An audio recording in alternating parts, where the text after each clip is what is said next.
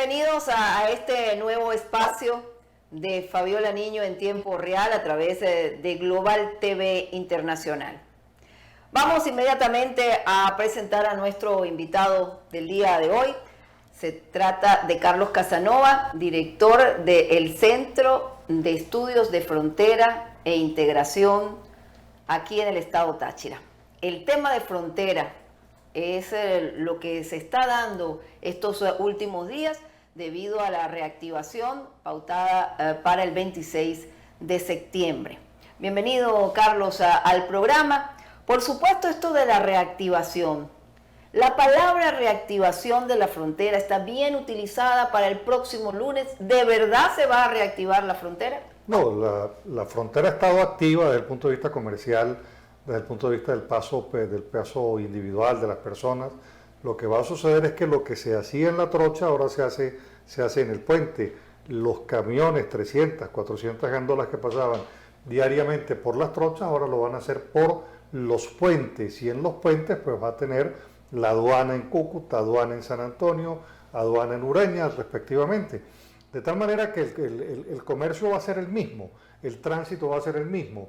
Con la apertura de los puentes no va a existir que van a pasar más gandolas o más camiones, no, en lo absoluto. Eso es lo mismo, pero por los puentes. Incluso desde el punto de vista del tránsito personal es exactamente igual. Esto que va a ocurrir lo mismo por las trochas, parte de lo que es el comercio ilegal que se manejó estos últimos años allí en la zona fronteriza, se va a continuar por allí a pesar de que los puentes se activen los puentes para una mercancía legalizada. No, lo lógico es que los presidentes, a propósito del encuentro que van a tener, formulen una política articulada, porque esto es un tema de seguridad. Esto es una política de seguridad para que inhabiliten las 300 trochas, que es lo que tiene contabilizado Colombia, que existe de pasos entre Táchira y norte de Santander. Son 300 trochas que deben quedar inhabilitadas. En mi criterio debe ser tomado militarmente con una suerte de autoridad única para que pueda tener entonces una vigilancia, incluso con drones, a los efectos de que puedan tener un control específico sobre las trochas. Las trochas tienen que hacerlas intransitables y para ello tienen que dinamitarlas, poner obstáculos, pero las trochas tienen que desaparecer. Porque si el comercio legal, si el comercio ahora va a ser por los puentes, entonces lo que queda en la trocha es lo ilegal. De conformidad con ello hay que cerrar, hay que clausurar todo lo que es ilegal y en ese caso pues está el tema de la trocha. El tema de esto de la reactivación, Carlos, lo hago y hago énfasis, porque cuando se dice reactivación hay dos partes involucradas, ¿verdad? En este caso, Colombia y Venezuela. La reactivación va a favorecer a quién en este momento, o sea, el lunes, ¿a quién va a favorecer? No, pues sigue favoreciendo a Colombia. A Colombia lo ha venido favoreciendo porque ahora pasa el comercio por el puente, pero es que a norte de Santander no va a llegar una gandola adicional a lo que ya llega. Va a seguir llegando lo que ya llega y por el puente va a seguir pasando lo que ya pasa. Ahora bien, esa relación comercial, ¿cómo es ahorita? Pues es una relación comercial donde Colombia, país que exporta a Venezuela, y Venezuela, país que simplemente es el receptor.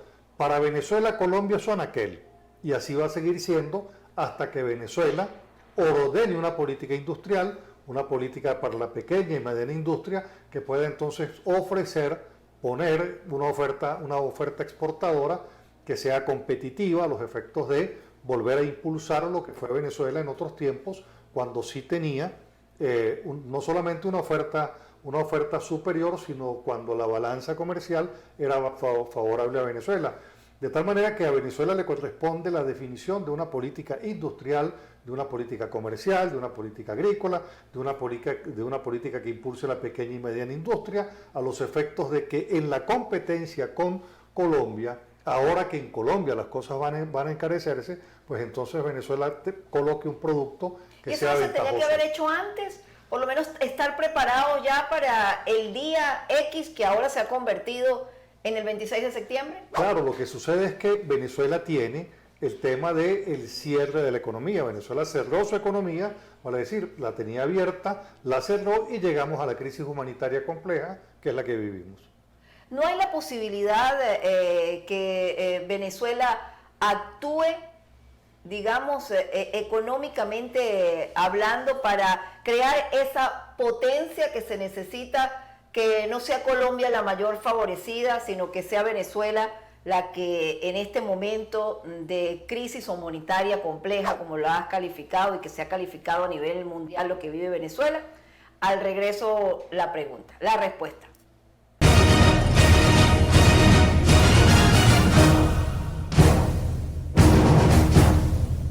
Quedaba una pregunta, Carlos. Venezuela está en la posibilidad de enfrentarse a Colombia, digamos, la palabra enfrentarse, igual que la de batalla y todo lo que últimamente se utiliza, pues creo que enfrentarse no, de mejorar la situación comercial con Colombia, para que Colombia y Venezuela tengan un desarrollo igualitario y que no salga beneficiado uno mayor que el otro. Bueno, fundamentalmente el gobierno de Venezuela debe abandonar el modelo económico que ha seguido. Es importante destacar que el modelo económico que hoy se vive en Venezuela no es el modelo económico que está preceptuado en la Constitución. En Venezuela, las decisiones del gobierno liquidaron el 80% de la industria, liquidó todo lo que tiene que ver con el sector privado productivo, con el comercio, se eliminó el mercado, la libre competencia, el libre emprendimiento, la libertad económica del ciudadano desapareció, de tal manera que, así como desapareció el sistema bancario, que es el proceso de democratización del dinero para que las personas tengan acceso a él, de tal manera entonces que Nicolás Maduro, si quiere ir a un proceso a donde Venezuela sea competitiva con Colombia y con los países del mundo, sencillamente tiene que cambiar la política económica que ellos mismos fueron imponiéndole a Venezuela. Nosotros vivimos un modelo económico que es inconstitucional. Venezuela tiene una constitución económica diseñada para la abundancia y no para la escasez, diseñada para que se desarrolle una poderosa industria, para que se desarrolle el agro, la agroindustria, la pequeña y mediana empresa. Nosotros tenemos en la Constitución el mismo modelo económico que Alemania. Y mire cómo está Alemania, pero mire cómo estamos nosotros. Bueno, es que el que tenía que hacer la tarea en Venezuela, pues no la hizo, que es precisamente 23 años de revolución, que no creyeron ni siquiera en el proyecto que ellos fueron adelantando, y después del 2007, cuando dijeron que querían avanzar al socialismo y copiaron el fracasado, copiaron el modelo cubano, y aquí estamos en ese terrible error, pagándolo, pero ellos están conceptualizados de que están haciendo lo correcto. Lo que para el ciudadano es crisis, para el gobierno es el éxito de la gestión revolucionaria. Entonces, Venezuela no se está proponiendo, como si lo ha hecho Colombia, decir, bueno, vamos a abrir nuevamente y vamos a establecer un nuevo proceso de integración. Bueno, Venezuela tiene que prepararse para ese proceso, pero no se ha preparado. ¿Está en capacidad las empresas, Carlos, de enfrentar este intercambio comercial, digamos, con el problema de las monedas? El problema que no hay créditos para las empresas, el problema que se va a enfrentar que no se va a pagar en efectivo a las empresas colombianas que quieran hacer alguna relación comercial con empresas venezolanas. ¿Esto cómo se puede resolver? Bueno, precisamente por eso es que el proceso hay que llevarlo de cerca, porque la trocha es una impresionante operación al contado, pero esa operación al contado al empresario colombiano ni al empresario venezolano le sirve, porque nadie puede aparecerse con un camión de plata en el banco a decir, mire, cuénteme la plata que traigo en la camioneta. Vale decir, eso no es posible, porque el control bancario precisamente lo que evita es el lavado de activos, el lavado de dinero. De tal manera entonces que Venezuela sin sistema bancario tiene que empezar por delegar en algunos bancos que el gobierno decida cómo va a hacer esa operación de pagar y de hacer transacción internacional. Pero entonces ese día, este lunes, no va a haber reactivación de la frontera. Son estos detalles importantes que se tienen que dar entonces. Vale decir, el lunes lo que va es a pasar los camiones por el puente, ya no van a pasar por la trocha. van a pasar por el puente. Eso es todo lo que va a suceder. Pero y el pago y la situación aduanera. Bueno, empieza nuevamente, lógicamente empieza, como empieza el comercio a transitar por los puentes, entonces se empieza a hacer aduana en San Antonio, aduana en Ureña, aduana en Cúcuta, el tema de la revisión de los permisos sanitarios, industriales, eso sí va a suceder. ¿En cuánto tiempo la reactivación? Hablan del diciembre del 2000, o sea, del 2022, que ya se podría obtener 12.000 millones de dólares en actividad fronteriza. La actividad depende de quien ponga el producto. Si Venezuela tiene capacidad de poner producto en Colombia, tendrá dólares. Si no es capaz de ponerlo, pues no tendrá dólares. Ahora, ¿qué es lo que se está esperando? Se está esperando es que el producto de Colombia siga entrando a Venezuela. Pero es que yo no he escuchado al gobierno definir una política industrial o una política comercial de cara a exportar a Colombia. Bueno, vamos al siguiente corte. Dejamos la pregunta, Carlos, de la economía negra. Es importante dar a conocer lo que significa la economía negra. Al regreso.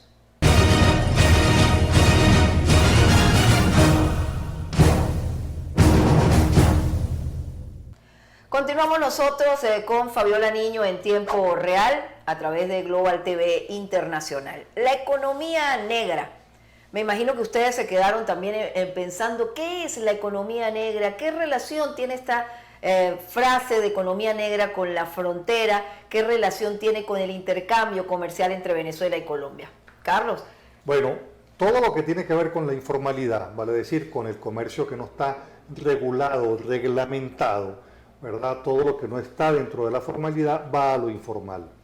Ahora bien, esa informalidad, esa ilegalidad va generando entonces esa economía negra. En Colombia, el norte de Santander tiene el 61% de economía informal, la más alta de Colombia. En Venezuela, la informalidad y la economía negra representa el 21% del Producto Interno Bruto. Eso quiere decir que volver a la legalidad pasa por un proceso de traer esto que sucedía en la trocha al proceso legal. Porque por la trocha pasaba lo legal y lo ilegal. Y entonces, en proporciones que pueden ser equivalentes, que en el caso de Venezuela ha impactado para que sea el 21% del Producto Interno Bruto. Eso el gobierno nacional tiene que ponerle atención, porque eso también va a generar crisis a la hora tengo que tener una política para sustituir el efecto que trajo en el rebusque del venezolano el tema de la informalidad y de la economía negra. Igual tiene que suceder en Colombia. Colombia, uno de los grandes problemas que tiene en estos temas de frontera, que le perjudica tremendamente la trocha, es que teniendo un comercio mejor establecido, una zona puerto libre y una zona económica, pues tiene una altísima informalidad, y eso se lo ha generado precisamente es la trocha. De tal manera entonces que la convocatoria, cuando los empresarios y los comerciantes hablan de ir a los procesos legales, es precisamente para evitar el tema de la informalidad, de la economía negra, que por demás no la registra nadie porque es absolutamente informal. Y desde el punto de vista del trabajador que efectivamente se logra beneficiar, pues es un trabajador que está al margen de la seguridad social establecida por el Estado. Entonces eso no le sirve a nadie. Pero eso tiene que ser atendido con una formulación de políticas, porque frente a lo hecho, que estaba así, bueno, se necesita una política que haga que el que trabajaba siga trabajando y no que deje de trabajar. Nosotros hablamos de esto de integración, Carlos, y volvemos a caer en el tema de la trocha, los caminos verdes o pasos ilegales, como que engloban lo que es la actividad económica lamentable que se generó en la frontera entre Venezuela y Colombia. Esto de que pasaban o pasan por las trochas mercancía legal y mercancía ilegal, ¿se está legalizando lo ilegal? Hablando de lo del protectorado, el código del protectorado. Bueno, el tema del código del protectorado tiene que ver con quiénes son los que tienen la capacidad de importar, de traer de Colombia productos. Pero ¿quién escoge a esas personas? ¿Cómo pasan esa mercancía? Ese es el detalle. Ahora, el que tenga código, pues lo va a pasar por el puente, haciendo aduana. Pero ojo, cuando a alguien le entregan un código, lo están entregando de forma discrecional. Vale decir, si a ti te lo entregan porque yo soy pana o tú eres pana mío, pues estoy dejando a los demás sin esa posibilidad. Y aquí se trata de democratizar el acceso a la posibilidad de importar, que todo el tachirense que quiera importar un producto de Colombia, que lo haga y que busque su proveedor, y otro buscará otro proveedor y empezará a hacerse un mercado, una libre competencia. La mejor oferta y la calidad será quien determine qué producto se escoge, pero no el monopolio que ha existido con los códigos, porque entonces el que tiene el beneficio del código para traer jabón de pasta, pues bueno, lo trae, le dan el código para que lo traiga a San Cristóbal. ¿Qué hicieron? Pues lo hicieron rico. ¿Por qué? Porque le diste una posibilidad de trabajo fija, permanente, a donde no tienes competencia con nadie. Bueno, así no funciona la economía libre. La economía libre funciona con muchos que puedan hacer la importación, de muchos que pueden producir, de muchos en diferentes ofertas de precios, y que al final el consumidor decida a quién le compra. De tal suerte que ahí tiene el gobierno venezolano un problema por resolver, porque los venezolanos aspiramos que el código sea sustituido por una libre participación de todos los venezolanos y los tachirenses en lo que tiene que ver con la importación del producto de Colombia hacia Venezuela. El Centro de Estudios de Frontera e Integración, Carlos, eres director de este centro. ¿Qué piensa de esta actividad que comenzará este próximo 26 de septiembre? ¿Se van a lograr las expectativas? ¿Está obligado el Estado venezolano a regresar a la CAN? Se salió haciendo fiesta, tendrá que regresar también, digamos, un poco con la cabeza agachada. Bueno, este gobierno tiene una particularidad, de que él no admite errores, él no admite fracasos. Entonces, con el mismo argumento que Chávez se salió, es con el mismo argumento que Maduro tratará de regresar.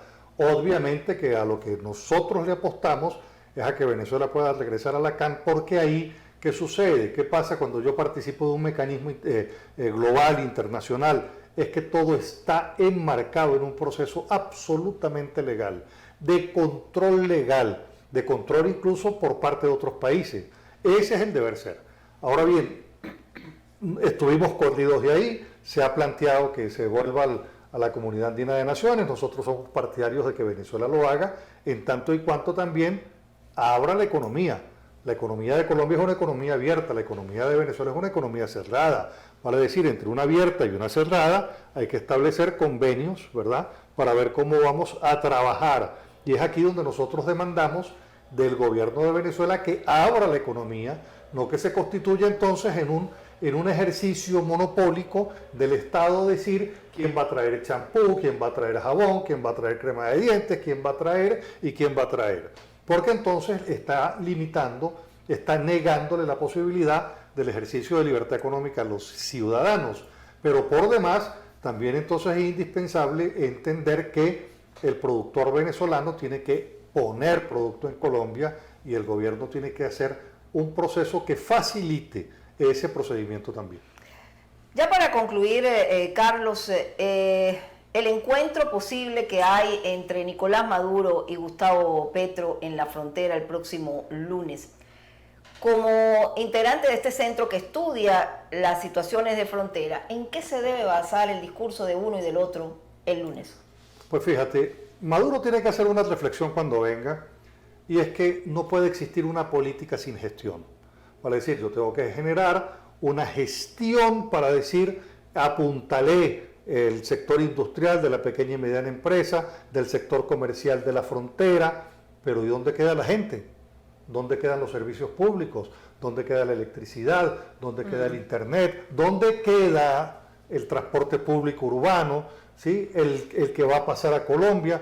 Vale decir, aquí se trata de una política de gestión que tiene que apuntalar esos procesos. Por ejemplo, el gobierno colombiano dijo, vamos a pasar ahora por el puente, perfecto, pero destinó 15.000 millones de pesos para la reactivación de los puentes. ¿Cuánto destinó Venezuela? Nada. Entonces en Colombia están metiéndole dinero a una política, ¿verdad?, que de apuntalamiento de su proceso, pero Venezuela no lo está haciendo. Entonces, cuando usted ve que en San Antonio, Ureña, el Internet es de Colombia, incluso las dependencias oficiales tienen el Internet de Colombia, pues usted dice, bueno, pues es que estamos en una situación muy precaria. Y si a esa circunstancia de precariedad entonces encontramos lo que fue Ureña y San Antonio en un potencial industrial y comercial que van a seguir estando igual, pues entonces usted dice, no, esto no puede ser así. Para decir, se hace falta una política que pueda apuntalar el beneficio humano, social, porque si no, entonces, ¿de qué desarrollo estamos hablando? No puede haber desarrollo sin una mejoría en la calidad de vida del ciudadano.